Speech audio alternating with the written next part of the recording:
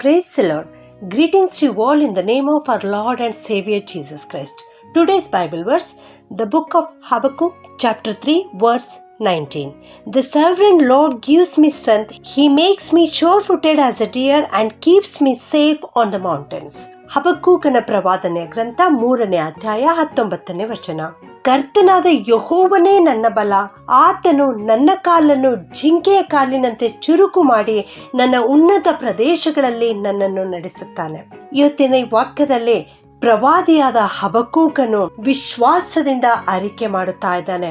ಅವನು ಕರ್ತನಾದ ಯೆಹೋವನ ಸ್ವರವನ್ನು ಕೇಳಿಸಿಕೊಂಡಿದ್ದಾನೆ. ಜನರಿಗೆ ವಿಪತ್ಕಾಲ ಬರಲಿಕ್ಕಿದೆ ಎಂಬುದಾಗಿ ಅವನು ಕೇಳಿಸಿಕೊಂಡಾಗ ಅವನು ಬಹಳ ತಳಮಳಗೊಂಡಿರುತ್ತಾನೆ.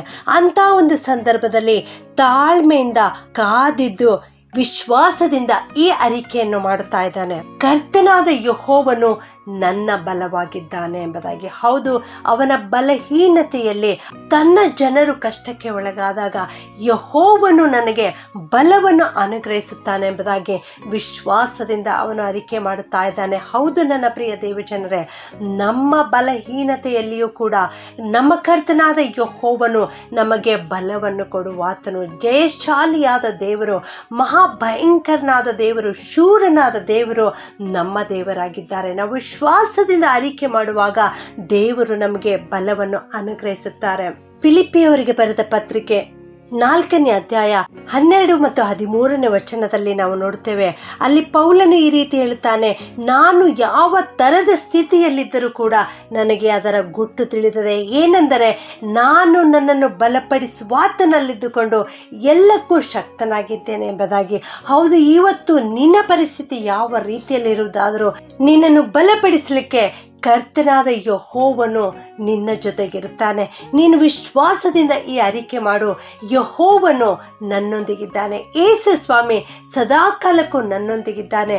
ನನ್ನ ಪರಿಸ್ಥಿತಿ ಯಾವುದೇ ಇದ್ದರೂ ಕೂಡ ಆತನು ನನ್ನ ಬಳಿ ಬರುತ್ತಾನೆ, ನನಗೆ ಬಲಪಡಿಸುತ್ತಾನೆ ಎಂಬುದಾಗಿ ನೀವು ವಿಶ್ವಾಸದಿಂದ ಅರಿಕೆ ಮಾಡಿರಿ. ಮುಂದುವರಿದು ಪ್ರವಾದಿಯು ಈ ರೀತಿ ಹೇಳುತ್ತಾನೆ, ಆತನು ನನ್ನ ಕಾಲನ್ನು ಜಿಂಕೆಯ ಕಾಲಿನಂತೆ ಚುರುಕು ಮಾಡುತ್ತಾನೆ ಎಂಬುದಾಗಿ. ಹೌದು, ಈ ಲೋಕದ ನೀನು ಜೀವಿಸುವಾಗ ಎಲ್ಲ ವಿಧದಲ್ಲಿಯೂ ನೀನು ಚುರುಕಾಗಿರಲಿಕ್ಕೆ ಆ ಜಿಂಕೆ ಕಾಲಿನ ಹಾಗೆ ನಿನ್ನ ಕಾಲನ್ನು ದೇವರು ಮಾರ್ಪಡಿಸಲಿಕ್ಕಿದ್ದಾರೆ. ಪ್ರಿಯರೇ, ಆ ಜಿಂಕೆಗೆ ದೇವರು ಒಂದು ವಿಶೇಷವಾದ ಬಲವನ್ನು ಕೊಟ್ಟಿದ್ದಾರೆ. ಆ ಕಾಲಿನ ಗೊರಸಿಗೆ ದೇವರು ಒಂದು ವಿಶೇಷವಾದ ಬಲವನ್ನು ಕೊಟ್ಟಿದ್ದಾರೆ.